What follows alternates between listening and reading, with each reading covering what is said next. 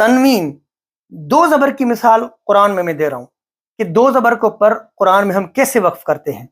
آپ دیکھیے بہت ساری مثالیں اس طرح ہیں. جیسے ایک لفظ ہے قرآن میں نساء، نساء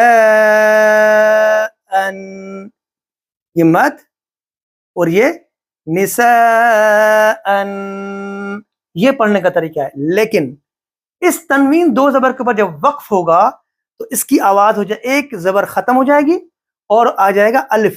جیسے آپ دیکھیں میں دوبارہ اس کو لکھ کے بتاتا ہوں. اور وقف کیسے ہوگا؟ وقف ہوگا نساء. وقف کی صورت میں ایک زبر ختم ہو جائے گی اور الف کو پڑھیں گے. لیکن بغیر وقف کے یہاں نساء پڑھیں گے، وقف میں نساء. یہ بات یاد رکھیے. اس میں بھی بہت ساری غلطیاں ہوتی ہیں.